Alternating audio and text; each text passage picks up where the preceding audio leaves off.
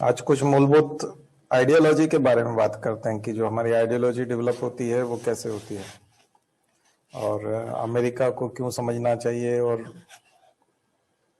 जो चुनाव की बात हम कर रहे थे क्यों कर रहे थे, उसी को आगे बढ़ाते हुए आज हम अपनी बात शुरू करते हैं। मैं छोटा एक बहुत लोकल एग्जाम्पल के साथ आपको कुछ समझाना चाहता हूँ कि हमारी जो विचारधाराएं बनती हैं, हम लोगों का जो मन बनता है और हमारे अंदर का जो निर्माण होता है, जिससे उसी से तो हम उत्तर लिखते हैं। आंसर हम कैसे लिख पाते हैं? आंसर हम तभी लिख पाते हैं जो हमारे अंदर जाता है, प्रोसेस होता है। तो क्या कारण है कि बहुत सारे लोग बहुत मेहनत करने के बाद भी असफल हो जाते हैं? क्योंकि वो मन नहीं बना पाते, वैसी विचारधाराएं नहीं बना पाते। तो मैं एक एग्जाम्पल के साथ आपको समझाना चाहता हूं। मान लीजिए जाए कि कोई पैसे का लेन देन है, और पैसे का लेन देन जो आपने किया है सोच समझ के ही किया होगा, और उस पैसे के लेन देन में 3-4 रास्ते हैं। यानी कि आपने कहीं पैसा दिया है, वो फंस गया है और वो लौटा नहीं रहा, तो 3-4 रास्ते हैं उसमें।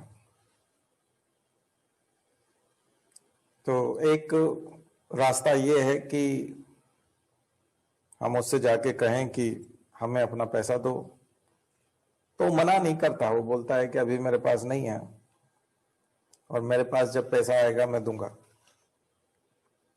तो मना नहीं कर रहा, पैसा देने की बात कर रहा है। तो या तो आप वेट कर सकते हैं जब तक वो देगा, क्योंकि ये आपसी विश्वास पर आधारित मानवीय संबंध है, एक चीज। दूसरा, आप कोर्ट में जा सकते हैं कि मेरा पैसा नहीं दे रहा हूं। पुलिस में जा सकते हैं, धोखाधड़ी, या पुलिस वाला तो दर्ज नहीं करेगा पैसे का मामला, लेकिन कोर्ट में आप जाएंगे तो आपको सिद्ध करना पड़ेगा। वहां 2 तरह की स्थिति हो सकती है। अगर आप सिद्ध नहीं कर पाए और वाकई में आपने पैसा दिया था और आप सिद्ध नहीं कर पाए, तो हमेशा के लिए आप पैसा खो भी सकते हैं, कि कोर्ट में तो आपको पूरे प्रमाण रखना पड़ेंगे। तीसरा एक तरीका है कि हम उसके साथ मारपीट करेंगे पैसा प्राप्त करने के लिए, या उसको धमकी देंगे। अगर अतिरिक्त धमकी दी और कुछ किया और अगर उसने सुसाइड कर लिया, तो फिर आपको आत्महत्या के लिए उकसाने का, जैसा अर्णव गोस्वामी को अंदर किया है वैसे आपको कर देंगे। और अगर मान लीजिए आप खुद ही बल प्रयोग करने लगे और धमकाया नहीं आपने, और आप ही ने पिटाई कर दी और कहीं वो मर गया, या पुलिस केस तो हो ही जाना है, पिटाई करने पे भी पुलिस केस तो हो ही जाना है, तो आप अंदर हो जाएंगे। अब आप जमानत कराओ। तो बहुत सारे ये रास्ते हैं। या फिर आप किसी को, मीडिएटर को, गुंडे को भेजेंगे कि आप जाके वसूल करके लेके आओ। उसने अगर पिटाई कर दी, उसने फिर आप, पुलिस ने पकड़ लिया, उसने आपका नाम ले लिया, तो फिर आप अंदर हो जाओगे पिटाई करवाने के आरोप में। तो ऐसे कई सारे रास्ते हैं। उन रास्तों में एक सबसे शांतिपूर्ण रास्ता तो ये है कि वेट किया जाए। लेकिन आप कहेंगे कि नहीं, मुझे पैसे की जरूरत है, मैंने बहुत अच्छे से कमाया है, तो अब मेरा हक है। तो ये अलग अलग विचारधाराओं में पले बड़े व्यक्ति इसका सॉल्यूशन अलग अलग तरीके से निकालते हैं।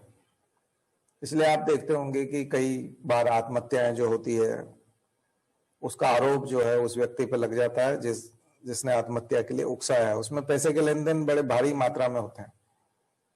कई लोगों का कंपनी डूब जाता है, कई का काम खराब हो जाता है, फसल खराब हो जाती है, किसान कर्जा लेके आया, और फिर जो साहूकार था उसने धमकाना शुरू कर दिया, तो उसने आत्महत्या कर ली। तो अधिकांश आत्महत्याएं आर्थिक तंगी के कारण होती हैं, और उसके सॉल्यूशन के अलग अलग तरीके हैं। इन तरीकों में आप जो सॉल्यूशन देख सकते हैं, वो राजनीतिक विचारधाराओं का निर्माण भी उसी आधार पर होता है। जैसे मैंने अभी आपको 4-5 तरीके बताए हैं इस प्रॉब्लम को सॉल्व करने के। और भी कुछ तरीके हो सकते हैं, आप लोग नया आइडिया दे सकते हैं कि ये तरीका भी और हो सकता है। पैसा प्राप्त करने का, किश्तों में प्राप्त करने का भी एक तरीका हो सकता है कि सामने वाला नहीं दे पा रहा है तो आप उससे किश्तों में ले लेंगे, इंस्टॉलमेंट बना देंगे उसकी छोटी छोटी, ताकि वो चुका पाए। ये भी एक तरीका हो सकता है। लेकिन इन तरीकों से आइडियोलॉजी का डेवलपमेंट होता है, या यूं कहें कि आइडियोलॉजी जो डेवलप होती है उसी से तरीका आप इस्तेमाल करते हैं, उस तरह का तरीका इस्तेमाल करते हैं। और ये आइडियोलॉजी फिर आपको डेमोक्रेट्स या रिपब्लिकन बनाती है, कांग्रेस या बीजेपी बनाती है। और उधर यूके में लेबर पार्टी बनाती है या फिर कंजर्वेटिव पार्टी बनाती है। तो दुनिया भर में इन दो विचारधाराओं पर पार्टियां बनी हुई हैं, राजनीतिक विचारधाराएं हैं। अगर आपका तरीका सॉफ्ट है, मानवाधिकारों का तरीका है, और अगर आप ह्यूमन राइट की बात करते हैं तो यहां पर भी आप ह्यूमन राइट की बात करेंगे और उसको मौका देंगे कि आप हमको पैसा लौटा दीजिए, किश्तों में लौटा दीजिए, धीरे धीरे करके लौटा दीजिए। ये ह्यूमन राइट वाली बात होती है, मानवाधिकार वाली बात होती है। फंडामेंटल राइट्स तो यूं कहें कि अलग चीज है, लेकिन ह्यूमन राइट्स के हिसाब से बात हो सकती है। फिर आप उदारवादी सोच के होते हैं। अगर आप इस प्रकार के लोग यदि स्वतंत्रता संघर्ष के वहां जाकर के देखेंगे तो जो मॉडरेट्स थे, जिनको हम सुधारवादी उदारवादी कहते थे, वो लोग थे। और एक एक्सट्रीमिस्ट थे जो उग्रवादी थे, वो उग्रवादी विचारधारा के थे। यहां फिर उनको हम रिपब्लिकन या बीजेपी कह सकते हैं। रिपब्लिकन और बीजेपी मैं इसलिए कह रहा हूं क्योंकि जो रिपब्लिकन है उसकी विचारधारा बीजेपी की विचारधारा से मिलती है, उधर आपकी कंजर्वेटिव के साथ में जाके मिलती है। वो कट्टर विचारधारा होती है। उसमें अगर आप पैसा मांग रहे हैं तो वो इस हद तक भी जा सकता है कि आपको हम मार डालेंगे, आपने पैसा खाया तो क्यों खाया, और सामने वाले को चोर ही समझा जाता है। ये एक प्रॉब्लम है, पूरे दुनिया में है ये केवल भारत की समस्या नहीं है। और उसमें जो जैसा होता है वही सामने वाले को सोचता है।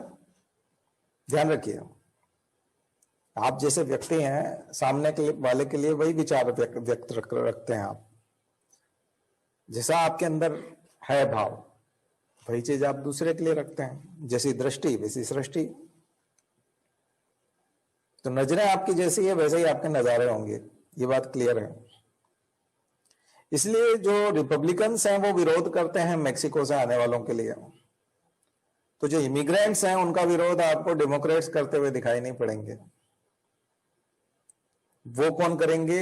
इमिग्रेंट्स का विरोध करने वाले जो लोग हैं। फ्रांस में इमिग्रेंट्स आए हैं, आने दिए हैं, लेकिन फ्रांस की मूल विचारधारा वो डेमोक्रेट जैसी है,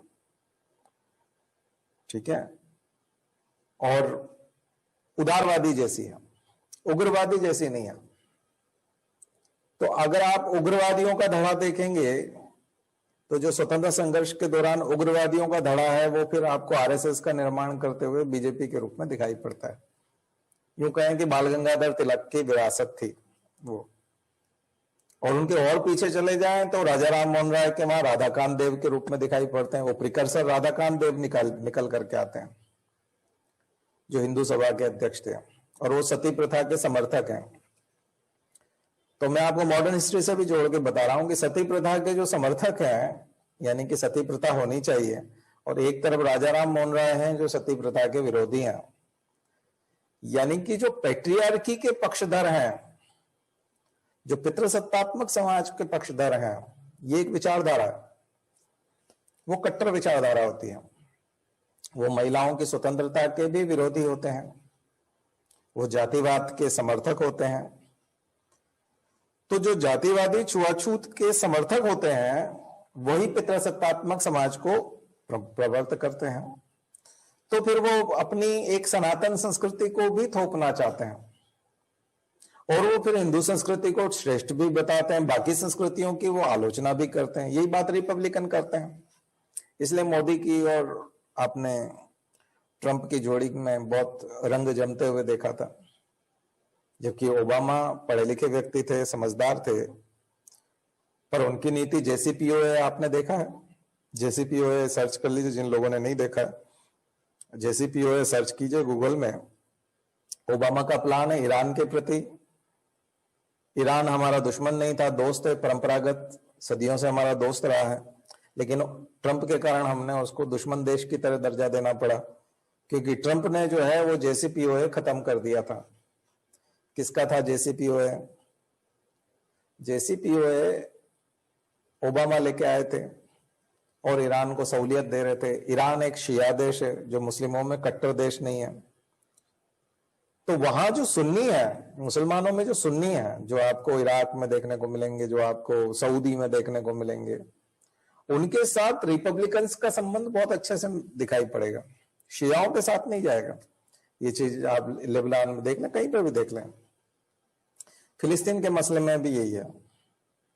तो दुनिया भर में जो आपकी वर्ल्ड डिप्लोमेसी है, उस वर्ल्ड डिप्लोमेसी में फिर वो चाइना के साथ दोस्ती दिखेगी, इसलिए चाइना को प्रमोट किया रशिया के अगेंस्ट, क्योंकि रशिया से बदला लेना था, जबकि रशिया सॉफ्ट हार्टेड था।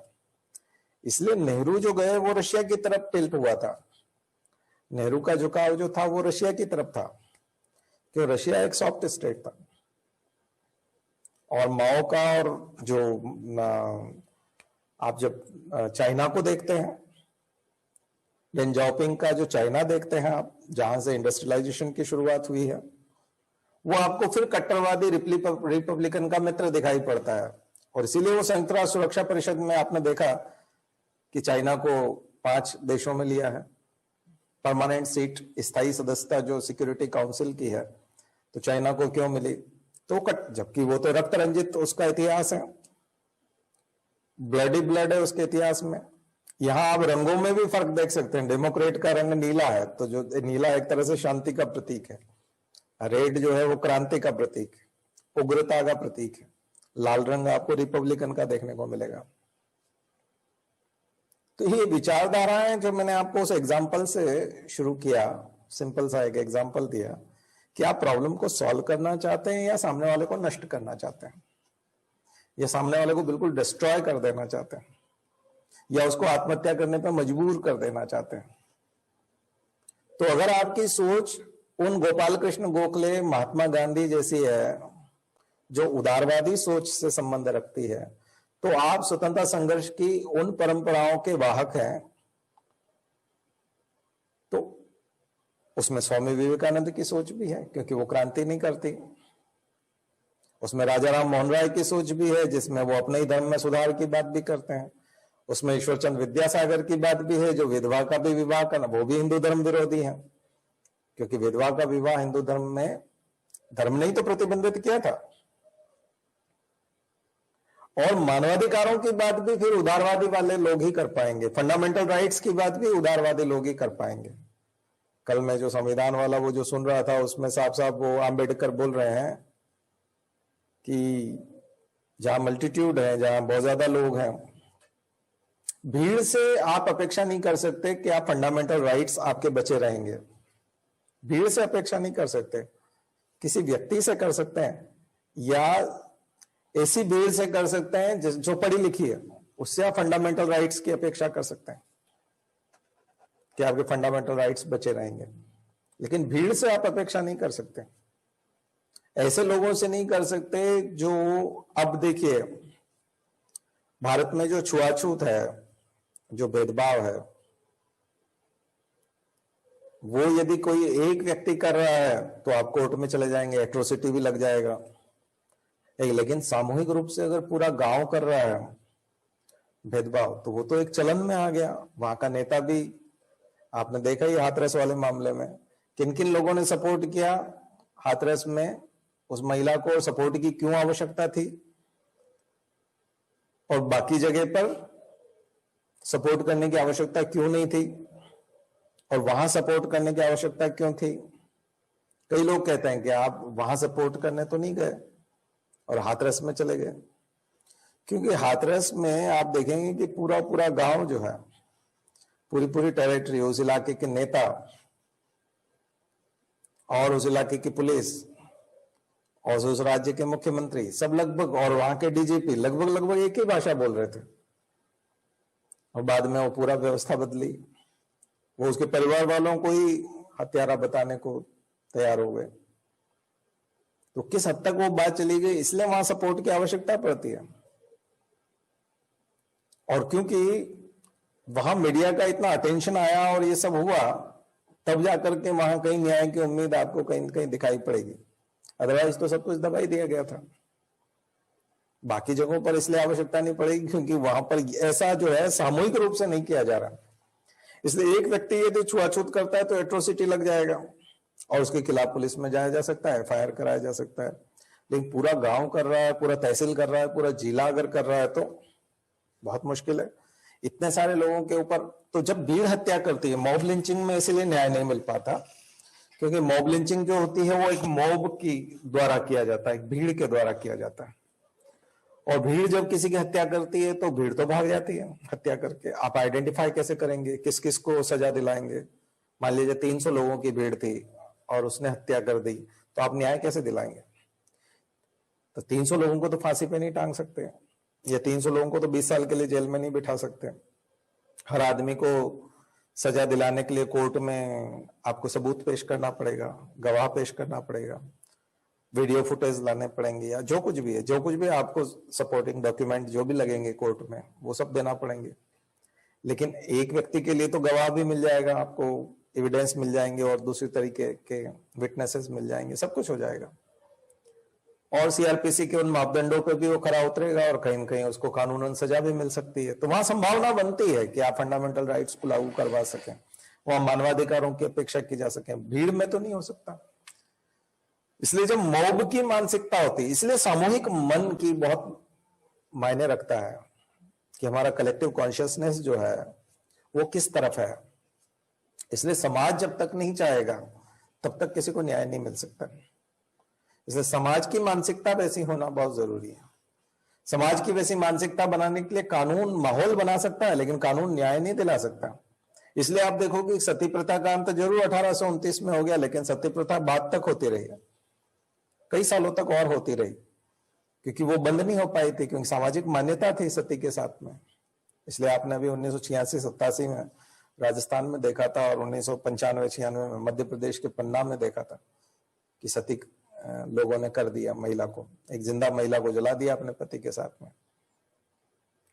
तो ये मानसिकता है, जब तक सोशल एक्सेप्टेंस नहीं आता, तो सोशल एक्सेप्टेंस तब आता है जब आप विचारधारा के रूप में परिपक्व होते हो कि आपकी सोच क्या है, आप सोच कैसे बना रहे हो। कॉन्स्टिट्यूशन भी तभी सफल होता है। इसलिए कि एक समय तक हो सकता है कॉन्स्टिट्यूशन बहुत सफल रहा हो और उसने न्याय दिलाया हो, जब प्रिवी पर्स भी खत्म हुआ था, बैंकों का नेशनलाइजेशन भी हुआ था, इंदिरा गांधी तक कुछ नुकसान हुआ है। डेन जाओपिंग जहां इंडस्ट्रियलाइजेशन कर रहे थे, हम लोग नहीं कर पाए और हमको लॉस हुआ।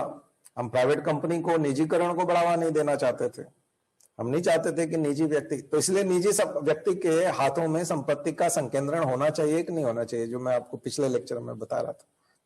आर्टिकल 39 जो कहता है, 37 जो कहता है, 38 जो कहता है कि संपत्ति का संकेंद्रण नहीं होने देंगे।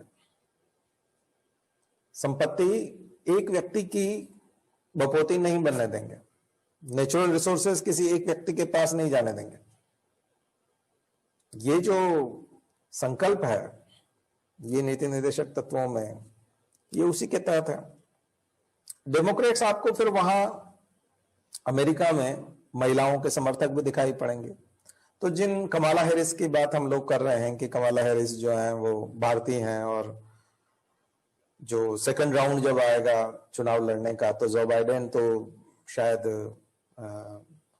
अगली बार मना कर दें, क्योंकि 77 ईयर के हैं और वो 81 के हो जाएंगे और उनकी तबीयत भी खराब रहती है। तो अगली बार जब 4 साल बाद जब भी चुनाव आएगा, तो कमला हैरिस शायद वो डेमोक्रेट प्रेसिडेंशियल कैंडिडेट हों। तो कमला हैरिस फिर रहेंगी तो वो इंडियन रहेंगी। तो हम एक तरफ तो बहुत खुश होते हैं ना कमला हैरिस को लेकर के कि वो इंडियन है और यहाँ की भारतीय महिला जो है वो अमेरिका की राष्ट्रपति बनेगी, भारतीय मूल की महिला अमेरिका की राष्ट्रपति बनेगी अगली बार। अगर जो बाइडेन अभी इस बार जीत जाते हैं तो बहुत चांस है कि फिर वो, चूंकि वो उपराष्ट्रपति होंगी, और बहुत पॉपुलर वोट अभी आप जान रहे हो मिल ही रहे हैं, तो अगली बार उसके पूरे चांस हैं। तो हम लोग बहुत एक्साइटेड हैं। लेकिन वो निकल करके कहां से आई हैं? वो एक ऐसे आंदोलन से निकल करके आई हैं जो ऐसा जन आंदोलन था जिसमें उनकी मां ने भाग लिया था, और उनके पिता से उनकी दोस्ती, उनकी मां के साथ जो दोस्ती हुई थी, वो ऐसे ही एक आंदोलन में हुई थी जिसमें वो मानवाधिकारों के लिए लड़ रहे थे, जिसमें वो समतामूलक समाज के लिए लड़ रहे थे, एगेलिटेरियन सोसाइटी के लिए लड़ रहे थे। ब्लैक लाइव्स मैटर जैसा ही एक आंदोलन था कि काले लोगों की जिंदगी भी मायने रखती है। तो अमेरिका में अभी ट्रंप के अगेंस्ट जो था आंदोलन, वो था ब्लैक लाइव्स मैटर, यानी कि जो काले लोग हैं उनकी जिंदगी भी मायने रखती है, वो भी इंसान है, यानी ये मानवाधिकारों की बात हुई। तो कमला हैरिस उस आंदोलन की पैदाइश है एक तरह से, यानी उनके पिता से उनकी मां की मुलाकात उस आंदोलन में, आंदोलन करते हुए भी ना, और दोनों ने फिर शादी की, और उससे जो बच्ची पैदा हुई है वो कमला हैरिस है। तो यानी वो तो उस समतामूलक समाज, मानवाधिकारों की प्रतिस्थापना, इमिग्रेंट्स, अब जहां हम रिपब्लिकन्स को देखते हैं कि वो इमिग्रेंट्स के ही विरोधी हैं, तो इंडियन तो एक तरह के इमिग्रेंट्स हैं, वहां लोग गए हैं, और उन्हीं में से आज जो हम गर्व करते हैं कि अमेरिका में हमारे बहुत सारे इंडियंस हैं और वहां इस पद पे पहुंच गए और वो उस पद पे पहुंच गए, ये तो डेमोक्रेटिक सोच है, ये रिपब्लिकन सोच ही नहीं है। इसलिए भारत में जब रोहिंग्या आते हैं और तमाम प्रकार के बाहर के लोग आते हैं, तो उनको हम लोग, या CANRC में जब हम बात करते हैं कि जो मुस्लिम्स होंगे वो, उनको हम यहाँ अलाउ नहीं करेंगे, बाकी लोगों को हम नागरिकता देंगे। या रोहिंग्या को, तो रोहिंग्या के समय में कांग्रेस और दूसरी जो तृणमूल कांग्रेस और तमाम जो दूसरी पार्टियां हैं समाजवादी सोच वाली या उदारवादी सोच वाली, वो तो बात ही नहीं करती।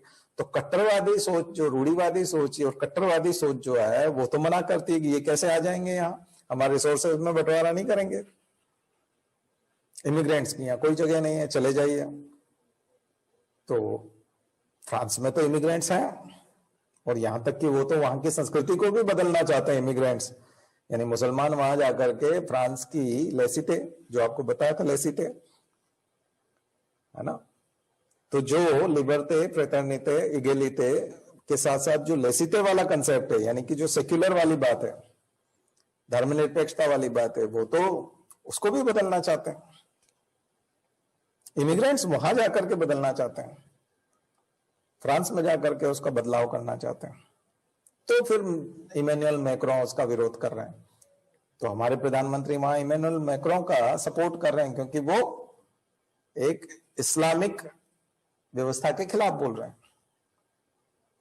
क्या वो लिबर्टे के फेवर में बात कर रहे हैं हमारे प्रधानमंत्री, या लेसिटे के फेवर में बात कर रहे हैं, यानी सेक्युलरिज्म के फेवर में बात कर रहे हैं? तो फिर यहाँ हमारे यहाँ संसद में क्यों कहा जाता है कि ये जो सेक्युलरिज्म है ये स्यूडो सेक्युलरिज्म है, और ये केवल मुस्लिम अपीजमेंट के लिए काम करता है?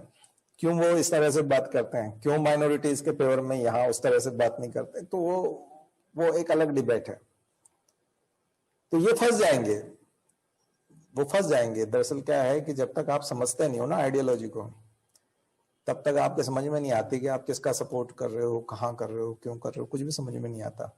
इसलिए हम ट्रंप को दोस्त बना बैठे और नमस्ते, ठीक है ट्रंप जीत जाए, कुछ उलटफेर हो जाए और ट्रंप जीत जाए, वो एक अलग विषय है।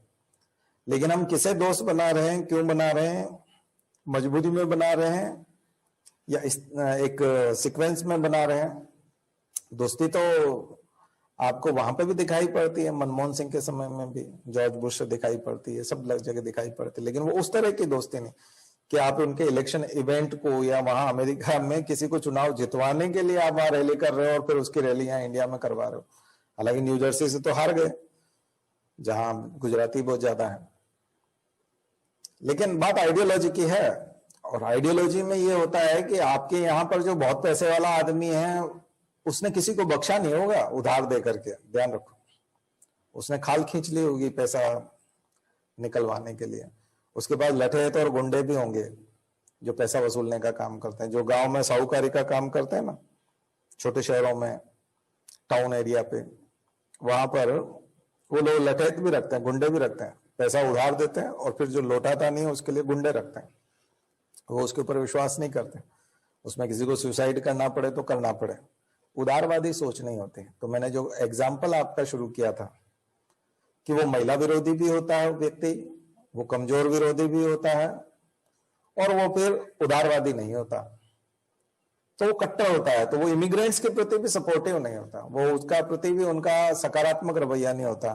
बाहर से आए तो हमारे ऊपर एहसान कर रहे हैं क्या, रहना है तो यहाँ बाहर टेंट में रहो, नहीं रहना है तो घर जाओ, भागो यहाँ से, अपने देश में जाओ। और बाहर टेंट में भी नहीं रहने देते, अब तो उसको सीए एनआरसी करके हम लोग उसको बाहर कर देंगे। हिंदू होगा तो उसको मान्यता दे देंगे, अदरवाइज नहीं देंगे।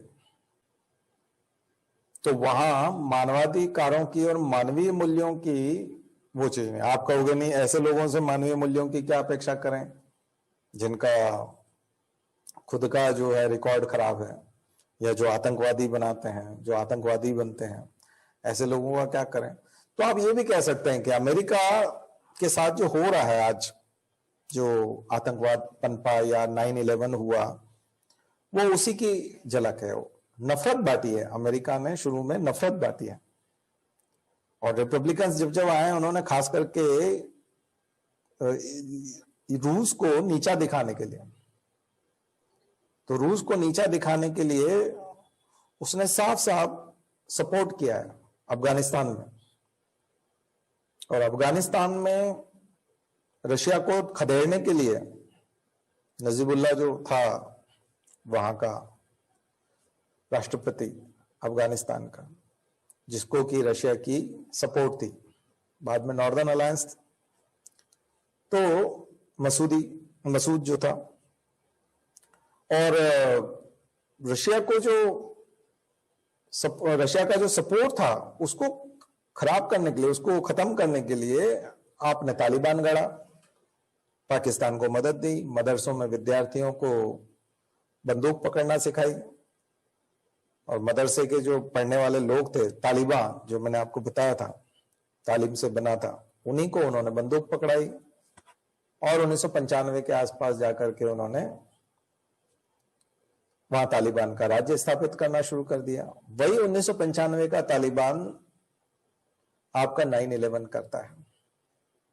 11 सितंबर को जो वर्ल्ड ट्रेड सेंटर उड़ाया गया, उसी के तो लोग हैं, अलकायदा के लोग हैं। ओसामा बिन लादेन को आपने तैयार किया, अफगानिस्तान में भेजा, तो ये किसके तैयार किए हुए लोग हैं। सद्दाम हुसैन को ईरान के खिलाफ तैयार किया, ईरान एक शिया देश था, भारत का परंपरागत मित्र था, रशियन इन्फ्लुएंस था। किसने तैयार किया? अमेरिका ने तैयार किया। सद्दाम हुसैन को उसी ने तैयार किया, फिर मारना पड़ा। ओसामा बिन लादेन को तैयार किया, उसको मारना पड़ा। तालिबान ने परेशान करके रखा, और अभी ट्रंप तो अफगानिस्तान छोड़ रहे थे तालिबान को सत्ता दे करके। वही तालिबान जिसने अफगानिस्तान को एक हंसता खिलखिलाता अफगानिस्तान, जो मनोरंजन और खेल और शिक्षा के क्षेत्र में एक बहुत अच्छी दखल रखता था। और 1960 का मैंने आपको बताया कि यूट्यूब पे जाकर के 1960 का इराक देखिए, 1960 का अफगानिस्तान देखिए। वहां की महिलाएं उस समय में स्कर्ट पहनती थी, वहां क्लब होते थे, तो वुमेन एम्पावरमेंट आपको देखने को मिलेगा। वहां टेनिस खेलते हुए लोग देखने को मिलेंगे, वहां फुटबॉल के मैच होते थे, फुटबॉल की टीम थी, फीफा की फुटबॉल की टीम में तरह इंडिया नहीं खेलता, इतना बड़ा देश होकर के अफगानिस्तान खेलता था। इराक में उस समय में जो एयरपोर्ट, मॉल और जो सिटी बसेस और वो सब आपको 1960 1954 में देखने को मिलता है। आज वो स्टोन एज में चले गए अफगानिस्तान और इराक और सीरिया। ये सब पत्थर युग में पहुंचाने का, पाषाण युग में पहुंचाने का काम तो कहीं न कहीं अमेरिका ने किया है। और आज अमेरिका फिर उसी के आतंकवाद से परेशान रहा, क्योंकि उसने फिर अमेरिका की नाक में दम किया, क्योंकि खुद का पैदा किया हुआ है ना।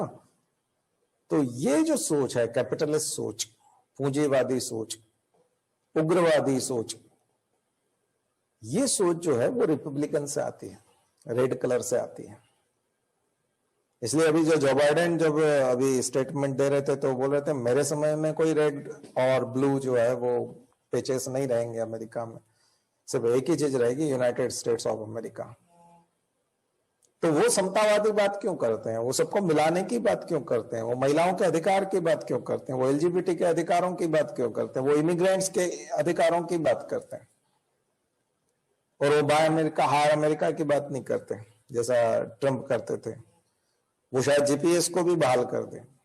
तो हमारे वो जीपीएस के तहत जैसे हम लोगों को अब अमेरिका और हम लोग दोस्त दिखाई पड़ते हैं। ट्रंप से हमारी दोस्ती ये कैसी दोस्ती है कि हमारे दोस्त को वो दुश्मन बना दे।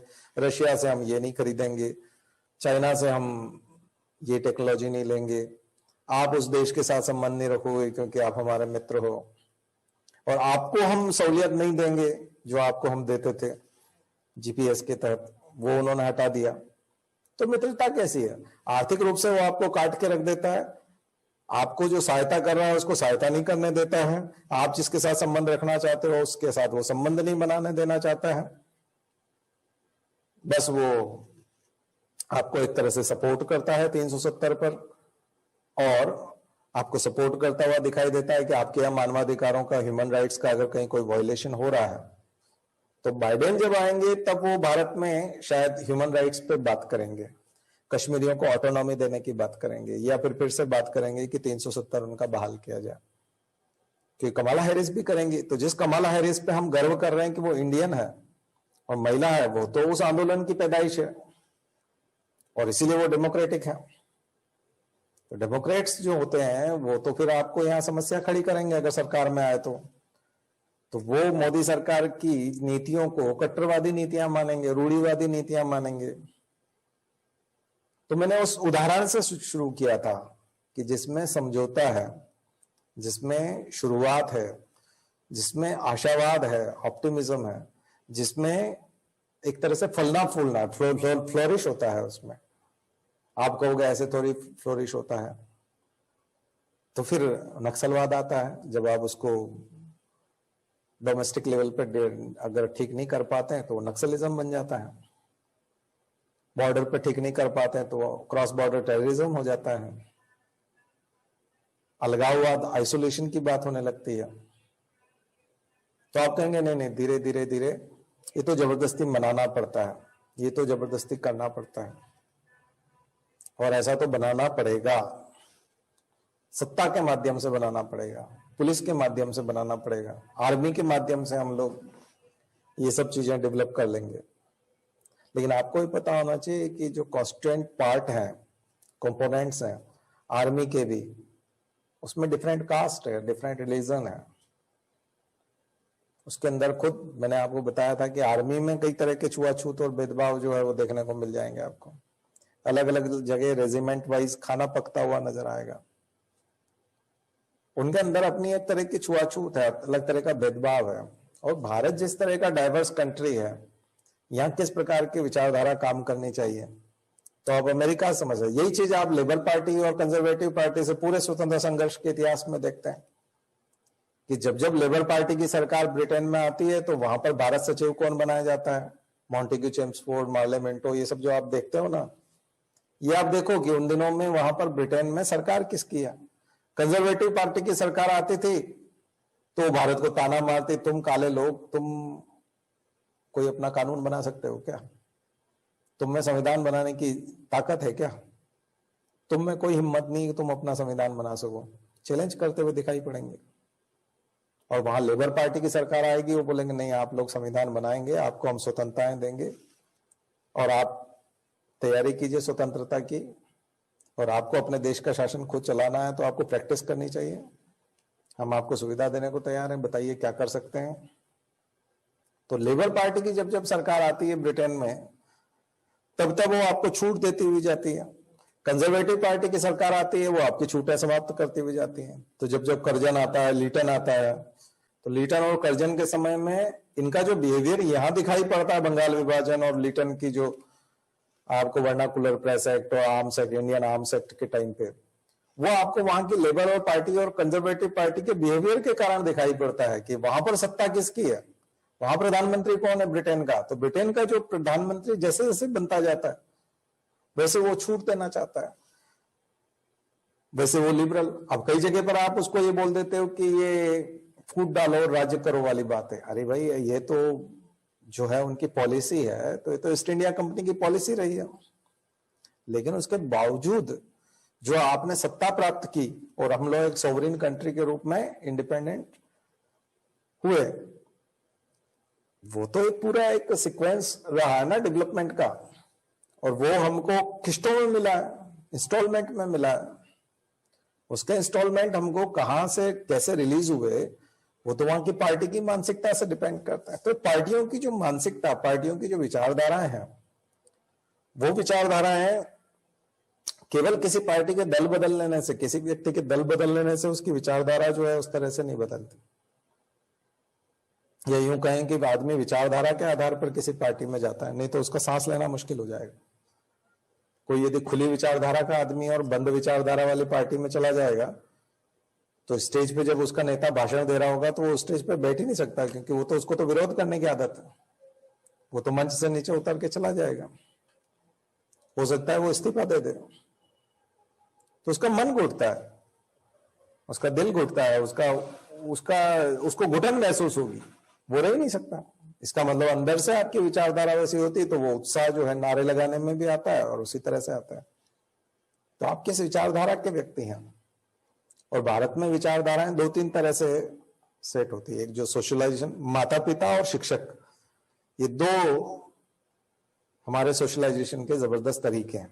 जो फोर्थ पेपर में मेरा पहला चैप्टर है, मेरे नोट्स में, हिंदी में, इंग्लिश में जाकर के देखेंगे, एथिक्स वाला जो नोट्स है आप देखेंगे, उसमें जो पहला चैप्टर है उसमें यही समझाया गया कि हमारे माता पिता और हमारे शिक्षकों के द्वारा हमारा समाजीकरण होता है, और वो समाजीकरण जिस दिशा में होता है उस वैसे हम बनते हैं, और वही एथिक्स हमारे अंदर आते हैं, और इन्हीं एथिक्स के फलस्वरूप आप फिर परीक्षा में उत्तर लिख पाते हो।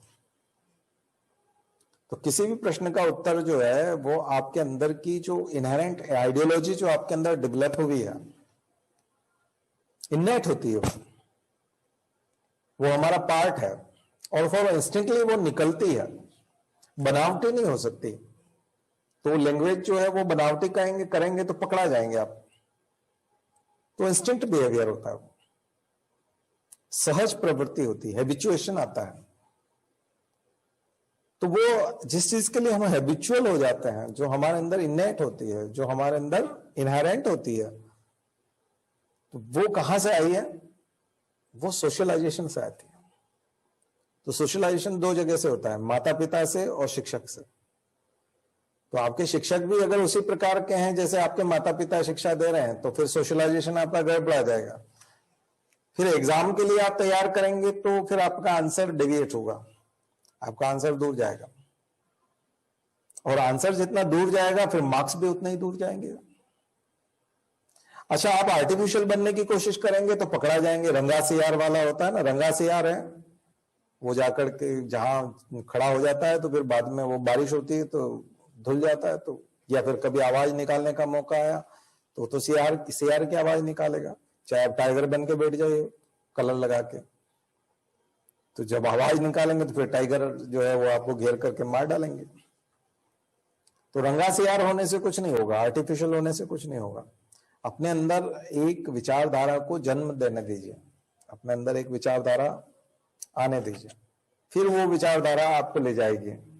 तो कौन सी बेस्ट विचारधारा होती है? वही इगलिटेरियन सोसाइटी वाली, समता मूलक समाज वाली, मौलिक अधिकारों वाली, फंडामेंटल राइट्स देने वाली, कॉन्स्टिट्यूशनल तरीके से जीने का तरीका। कॉन्स्टिट्यूशनल, आपका लाइफ स्टाइल जो है वो कॉन्स्टिट्यूशनल होना चाहिए, और महिलाओं की इज्जत करने वाली, जो महिलाओं की इज्जत करती हो, महिलाओं को अधिकार देती हो, उनको स्वतंत्रता देती हो, बच्चों के भी अधिकार की रक्षा करने वाली, यानी कि बच्चों के भी अधिकार हैं, छोटे बच्चों के भी अधिकार है, श्रमिकों के भी अधिकार है, मजदूरों के भी अधिकार है, मालिक के ही नहीं, और सबको आजीविका कमाने का अधिकार है, सबको खाने का अधिकार है, सबको शिक्षा का अधिकार है। एक डिग्निफाइड लाइफ, या यूं कहें कि लाइफ विद डिग्निटी, यानी कि गरिमापूर्ण जीवन जीने का अधिकार, सभी को गरिमापूर्ण जीवन जीने का अधिकार है, स्वतंत्रता का अधिकार है, सभी गरिमापूर्ण जीवन जिएंगे। तो फिर उसमें पैट्रियार्की ध्वस्त होती हुई नजर आएगी, फिर उसमें जो बहुत सारे ऐसे जो अधिकार हैं जो परंपरागत रूप से रूढ़िवादी समाज में मिले हुए हैं, अच्छा फिर उसमें धर्म भी सेकेंडरी हो जाता है। क्योंकि व्यक्ति एक महत्वपूर्ण इकाई के रूप में निकल करके आता है, सिटीजन, नागरिक, वो बेसिक यूनिट हो जाता है, फिर धर्म सेकेंडरी हो जाता है। जैसा कि फ्रांस में मैंने आपको बताया था कि जितने सैक्रोसैंक्ट थे और जितने सुप्रीम, जो चर्च की जो सुप्रीमेसी थी, वो उन्होंने खत्म की फ्रेंच रिवॉल्यूशन में, सबको गिलेटिन कर दिया था और सबको खत्म कर दिया था। तो फिर जाकर के वो समानता, भाईचारा और स्वतंत्रता और सेक्युलरिज्म, इसको लेके आ पाए थे। तो जो फ्रेंच रिवॉल्यूशन में हुआ था, वो रिवॉल्यूशन उस तरह का एक साथ रिवॉल्यूशन हमारे यहाँ नहीं हुआ। हमारे यहाँ रिलीजियस रेनेसा आया है, सोशल रेनेसा आया है, तो सामाजिक धार्मिक पुनर्जागरण आया है, और एक तरह का राजनीतिक पुनर्जागरण भी कह सकते हैं उसको, पॉलिटिकल रेनेसा की भी जरूरत है, और वो आया है। लेकिन अभी इन दिनों में जब आप देखते हैं तो क्या हम उस हिसाब से काम करते हुए दिखाई पड़ रहे हैं? क्या कॉन्स्टिट्यूशन की रक्षा उस तरह से हो पा रही है? क्या कॉन्स्टिट्यूशनल एजेंसीज, जो इंस्टीट्यूशंस हैं, ऑर्गेनाइजेशंस हैं, वो उस तरह से काम कर रहे हैं? क्या उनकी स्वतंत्रता बरकरार है? तो ये बहुत सारी चीजें हैं इस बारे में जो हम सबको विचार करनी चाहिए, पढ़नी चाहिए, और खास करके हमारे खुद के विचार बनाने चाहिए। तो ये स्वतंत्र है आप लोग इसके लिए, और इसके लिए आपको पढ़ना चाहिए। जैसे जैसे आप पढ़ेंगे, जैसे आप रशिया के बारे में पढ़ेंगे, जैसे आप अफगानिस्तान के बारे में पढ़ेंगे, जैसे आप ईरान इराक के बारे में पढ़ेंगे, जैसे आप फिलिस्तीन का मूवमेंट देखेंगे, इजराइल का सपोर्ट, तो फिर हथियारों की होड़ किन किन देशों में, हिंसा के समर्थक कौन कौन है, लाल क्रांति कौन कौन चाहते हैं, खूनी खून कौन कौन चाहते हैं, व्यापार में सारा मुनाफा एक ही व्यक्ति क्यों ले जाना चाहता है, पूंजीपतियों की सरकार क्यों कही जाती है, क्यों हम मोदी को बोल देते हैं कि ये सूट बूट की सरकार है, या ये प्लूटोक्रेट्स को सपोर्ट कर रहे हैं। तो ट्रंप जो है वो खुलेआम, अच्छा, ट्रंप ने जिस तरह की धज्जियां उड़ाई ना मानवता की, अधिकारों की, मानवाधिकारों की, उसके सपोर्टर भी हैं ठीक उसी विचारधारा के। हम क्या करें? और हम टैक्स नहीं देते हैं, बोले हम तो स्मार्ट हैं, हम टैक्स नहीं देते हैं। जब किसी ने कहा कि आप टैक्स तो दिया नहीं आपने, बोले मैं स्मार्ट हूं, मैंने टैक्स नहीं दिया अमेरिका में, चाइना में तो मैं भर रहा था, लेकिन अमेरिका में मैंने टैक्स नहीं दिया। भारत में टैक्स देते हैं ट्रंप, भारत में मुंबई में होटल है ट्रंप के, होटल की सीरीज चलती है, लेकिन अमेरिका में उसने कुछ बहुत ही कम टैक्स दिया था, 1000 भी नहीं दिया डॉलर में। तो वो बोल रहा है मैं स्मार्ट हूं, आप नहीं है तो मैं क्या कर सकता हूं, मैंने तो टैक्स चुरा लिया, बचा लिया। तो ये तो बड़ी अजीब चीज है। राष्ट्रपति होकर के जब आप इतनी अनैतिक बात करते हैं, नैतिकता से दूर जब इस प्रकार की हरकतें करते हैं, उसके बावजूद आपके बहुत सपोर्टर हैं, इसका मतलब देश में ऐसे लोग बहुत हैं जो नैतिकता पसंद नहीं करते, लेकिन वो रिपब्लिकन होने के लिए प्रतिबद्ध हैं क्योंकि रिपब्लिकन कैंडिडेट हैं वो। ठीक है, ऐसे ही भारत में बहुत सारी चीजें ऐसे नहीं, लेकिन उनके सपोर्टर मिल जाएंगे कि प्राइवेटाइजेशन होना चाहिए एयरपोर्ट का। लखनऊ एयरपोर्ट के बारे में कहा जा रहा है कि वो चला गया अडानी के पास में। रेलवे स्टेशन आपने देखा है यहाँ भोपाल का हबीबगंज, वो प्राइवेट व्यक्ति के हाथ में चला गया है, उसका प्राइवेटाइजेशन हो गया है। तो क्या एयरपोर्ट्स के और रेलवे स्टेशन के प्राइवेटाइजेशन होने चाहिए, या इतने समय तक जो हम चले आ रहे हैं तो उसी तरीके से चलते रहना चाहिए? क्योंकि उसमें फिर उतना डेवलपमेंट नहीं होता, यहाँ वो एयरपोर्ट जैसा रेलवे स्टेशन दिखने लग जाएगा। तो फिर से बैंकों का प्राइवेटाइजेशन होना चाहिए। रिजर्व बैंक ठीक है उसको गवर्न करे, लेकिन बैंक प्राइवेट हो और बैंक का प्रॉफिट है वो प्राइवेट व्यक्ति का प्रॉफिट बन जाए। ऑयल कंपनी सारी की सारी भारत में प्राइवेट होने जा रही है। टेलीकॉम सेक्टर ऑलरेडी प्राइवेट हाथों में चला गया है। अभी हम ओलिगोपोली की बात कर रहे हैं, लेकिन धीरे धीरे वो मोनोपोली में बदल जाएगा, केवल एक ही प्लेयर रहेगा, जियो। सोशल मीडिया जो है वो फेसबुक और वो जो चार उसकी बिग टेक कंपनीज की बात हम लोग करते हैं, एप्पल, अमेजॉन और माइक्रोसॉफ्ट और गूगल और फेसबुक, व्हाट्सएप उसी का पार्ट है। तो ये सब जो सिंगल उसके पास जा रहा है, तो बाइडेन आएंगे तो इन सब चीजों का लेखा जोखा मांगा जाएगा, अकाउंटेबिलिटी तय की जाएगी। फेसबुक को नोटिस जाएंगे, गूगल को नोटिस जाएंगे, और जबकि कैलिफोर्निया में, सिलिकॉन वैली में ही उनको सपोर्ट मिला है, क्योंकि गूगल के जो एम्प्लॉय हैं वो बाइडेन को चाहते हैं, गूगल के मालिक नहीं चाहते, वो ट्रंप को चाहते हैं। फेसबुक का मालिक जकरबर्ग ट्रंप को चाहता है, लेकिन फेसबुक के जो एम्प्लॉय हैं, जो उसके अंदर काम कर रहे हैं वो बाइडेन के समर्थक हैं, क्योंकि वो जानते हैं कि इसमें कोई न कोई अकाउंटेबिलिटी होनी चाहिए। यहाँ फेसबुक कुछ भी लिख के चला जाता है, कोई के आदमी ने किसी के भी खिलाफ कुछ भी लिख दिया, फेसबुक उसको स्प्रेड कर देता है। कम्युनल हैरासमेंट होता है तो भी कोई दिक्कत नहीं है, मॉब लिंचिंग हो जाए उसके बेस पे तो भी कोई प्रॉब्लम नहीं है, उसको कोई लेना देना ही नहीं, किसी प्रकार की कोई अकाउंटेबिलिटी नहीं है। तो वही समर्थक फिर बीजेपी के मिल जाते हैं, बीजेपी उसको समर्थन करते हुए मिल जाते हैं, वही रिपब्लिकन समर्थन करते हुए मिल जाते हैं। तो ये जो चल रहा है ना पूरी दुनिया में प्लूटोक्रेट्स का, कुछ गिने चुने लोग जो सरकारें बना रहे हैं, गिने चुने लोग जो मीडिया को हायर किए हुए हैं, पूरे मीडिया को कब्जा किए हुए हैं, और सोशल मीडिया भी। तो भारत में वही रिलायंस का काम है जो मोदी जी के संबंध है अडानी और अंबानी से। वही चीज आपको ट्रंप के संबंध जो है फेसबुक और गूगल से मिलेंगे, इसीलिए वो गूगल और फेसबुक उन्हीं को जिताना चाहते हैं, ट्रंप को जिताना चाहते हैं, उसके सपोर्ट है। लेकिन कैलिफोर्निया में देखिए अब सबसे ज्यादा वोट्स हैं, 55 वोट्स हैं, और वहां मार्जिन देखिए बिडेन का, वोट्स का मार्जिन बहुत ज्यादा है। आपने जाके देखा है ना CNN वाला जो वो दे रहा है, CNN लाइव पे, CNN न्यूज लाइव जो है उस पर सबसे बेस्ट एनालिसिस आपको मिलेगा ग्राफिक्स में। तो जो पूरा नक्शा जब आप उसको क्लिक करेंगे तो इनलार्ज हो जाएगा, और उस नक्शे के एक एक स्टेट में जाकर के जब आप उसको क्लिक करेंगे तो वो आपको वोट का परसेंटेज और वो सब दिखाई देगा।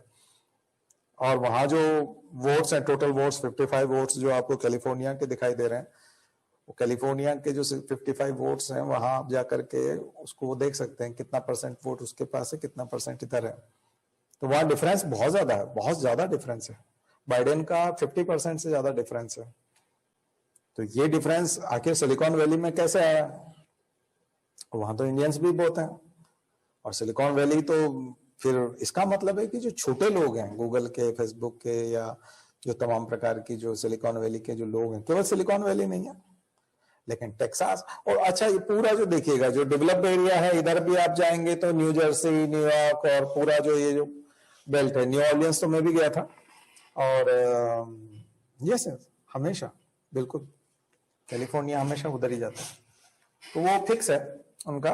लेकिन फिर भी न्यू जर्सी, न्यूयॉर्क, और वो डेमोक्रेट्स ही रहते हैं हमेशा। सबसे ज्यादा ईस्ट कोस्ट पे जो बसावट है वो आपको देखने को मिलती है ना।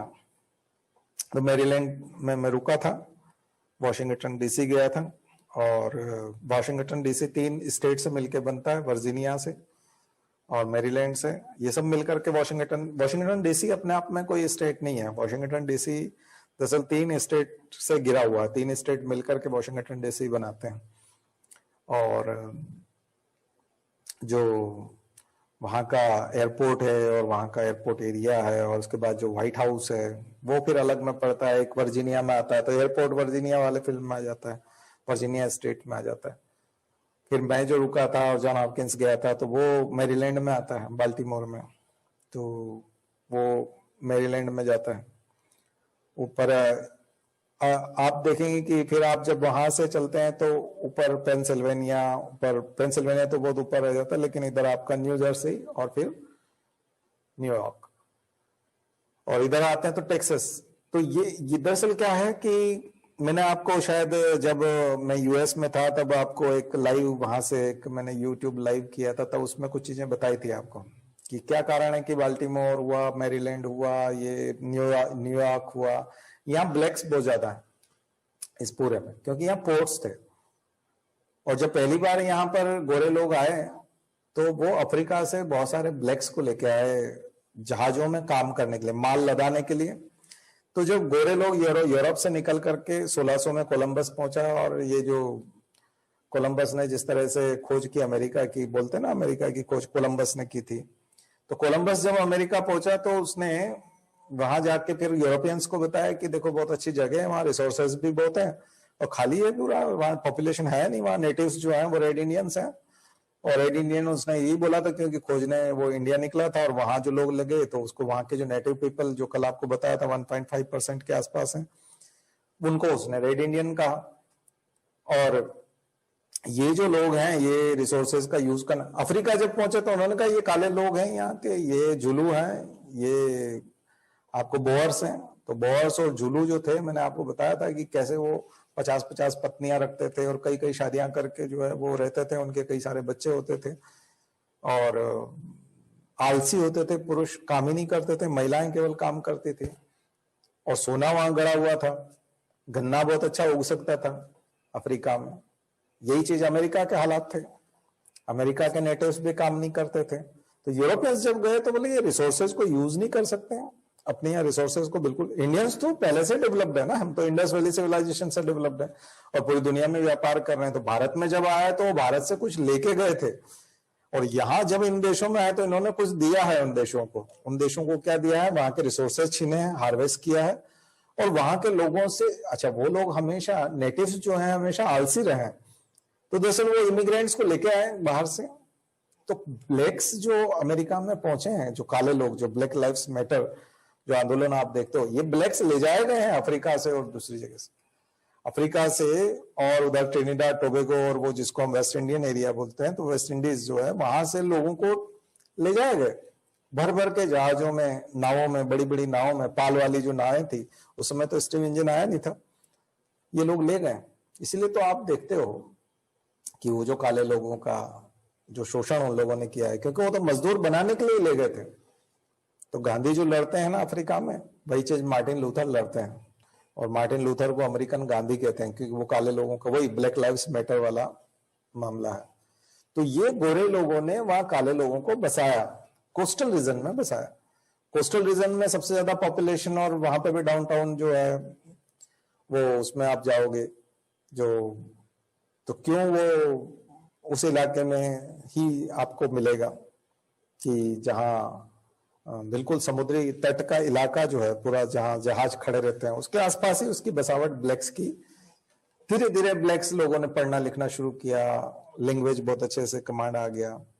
और मैं तो न्यू ऑर्लियंस भी गया था, उधर भी बहुत लोग हैं, ब्लैक्स हैं, और इसलिए इस इलाके में आपको डेमोक्रेट्स का दबदबा मिलेगा क्योंकि वो लिबरल है, डेमोक्रेट्स उदारवादी हैं, इसलिए आपको कोस्टल एरिया में मिलेगा। वो चीज आपको फ्लोरिडा में मिलेगी, लेकिन फ्लोरिडा में थोड़ा सा मिक्स है, फ्लोरिडा में केवल ब्लैक्स नहीं है, फ्लोरिडा में दरअसल स्पेनिश पॉपुलेशन बहुत ज्यादा है, इसलिए वहां की जो लैंग्वेज है वो आपको स्पेनिश है ना। तो मैं जब टैक्सी में बैठा था फ्लोरिडा में, तो वो जो अब FM चैनल होता है तो उसमें वो स्पेनिश में ही दरअसल गाने तो आते हैं, गाने भी आते हैं, तो स्पेनिश गाने आते हैं, तो स्पेनिश ही बोलते हुए दिखते हैं।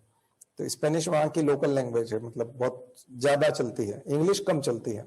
लेकिन जब आप न्यूयॉर्क में आते हैं, न्यू जर्सी में आते हैं, वॉशिंगटन में आते हैं, ये जो पूरा इलाका है, उधर कैलिफोर्निया और वो तो इलाका पूरा सिलिकॉन वैली और वो अलग तरह का डेवलपमेंट है। वो पूरा वेस्ट कोस्ट जो है पूरा एक अलग डेवलपमेंट है अमेरिका का। और जो मैंने आपको बताया कि कैसे वहां पे भी डेमोक्रेट्स, तो डेमोक्रेट्स आपको ईस्ट और वेस्ट कोस्ट पर उस जगह देखने को मिलते हैं। लेकिन जहां फैशन इंडस्ट्री है, फ्लोरिडा में थोड़ा सा टूरिज्म बहुत ज्यादा है, मियामी है, बीचेस हैं, सुंदर सुंदर बीचेस हैं और होटल इंडस्ट्री है, तो वहां पर आपको एक अलग प्रकार की पॉपुलेशन देखने को मिलती है। लेकिन जो परंपरागत एरिया है, जो जहां पर ब्लैक्स नहीं है, जहां बड़े बड़े फील्ड्स हैं, फार्मर्स हैं, या जिनको कहते हैं सूटकेस एग्रीकल्चर, जैसा हम अमेरिका की समर टेक्सास है या ऐसे, और इधर इसलिए आपको देखेंगे कि हर राज्य का अपना एक कोर्ट है, हर राज्य के अपनी बड़ी बड़ी यूनिवर्सिटीज हैं, हर राज्य के अपने एक रिसोर्सेज हैं। तो राज्यों की अपनी आइडेंटिटी है, राज्यों की अपनी सिटीजनशिप है। अमेरिका के फ्लोरिडा में इसलिए ट्रंप जो है, आप देखोगे कि वो न्यूयॉर्क की सिटीजनशिप छोड़ करके फ्लोरिडा की सिटीजनशिप इसी साल ली थी उन्होंने, क्योंकि उनको पता है इस साल इलेक्शन है और मैं फ्लोरिडा का अगर सिटीजन बनूंगा, तो बोले मैंने न्यूयॉर्क में बहुत टैक्स दिया लेकिन यहाँ के लोगों ने मुझे नहीं समझा, मेरे होटल्स हैं, उनका सारा बिजनेस न्यूयॉर्क में है, लेकिन वो अपना न्यूयॉर्क का बिजनेस छोड़ करके फ्लोरिडा में जाके सेट हुए और फ्लोरिडा की उन्होंने सिटीजनशिप ली, तो वहां उनको सक्सेस भी मिले। देखिए फ्लोरिडा वो जीत ले गए, जबकि वो स्विंग स्टेट के तौर पे था एक तरह से, है ना। तो कभी वो रिपब्लिकन को जाता है, कभी वो डेमोक्रेट को जाता है, लेकिन वो उसने उसको रेड में कन्वर्ट करने में जो है वो कामयाब हुआ। तो ये कुछ मेरी तरफ से कुछ मूल्यांकन है जो मैंने आपको इसके बारे में बताया, क्योंकि मेरा खुद का बहुत ज्यादा अनुभव तो नहीं है लेकिन इस बारे में, लेकिन उसके साथ विचारधाराएं जुड़ी हुई है, उसको समझिएगा। और इन्हीं विचारधाराओं से अब दोनों तरह की विचारधाराएं एग्जिस्ट करती हैं। ऐसा नहीं है कि दूसरी वाली विचारधारा एग्जिस्ट नहीं करती, रूढ़िवादी स्टीरियोटाइप टाइप की, या फिर कैपिटलिज्म टाइप की, या फिर ऑटोक्रेट टाइप की, या यूं कहें कि प्लूटोक्रेट को सपोर्ट करने की प्लूटोक्रेसी वाली, सभी तरह की विचारधाराएं सब एग्जिस्ट करती हैं, और ये इसी धरती पर हैं और हर देश में है। हर देश में अलग अलग विचारधाराओं के लोग आपको मिल जाएंगे, हर देश में मिल जाएंगे। तो फिर आपको टर्की में फिर वही अर्दवान के तौर पे देखने को मिला। रजब तैयब अर्दवान के पास जाएंगे तो वो फिर अपनी मुस्लिम सुप्रीमेसी इस्लामिक उसको करने को तैयार है ना। तो इस्लामोफोबिया भी समझने की कोशिश की। आज मेरी बातचीत में बहुत सारी टर्म्स आई होंगी, इन सारी टर्म्स को आप लोग लिख लीजिएगा, ये सब इंपॉर्टेंट है। एग्जाम में इन टर्म्स को आपको लिखना चाहिए, आपकी लैंग्वेज में ये पार्ट होना चाहिए। चलिए, तो अब हम लोग थोड़ा पॉलिटी पढ़ेंगे। आज की बात यहीं खत्म करते हैं।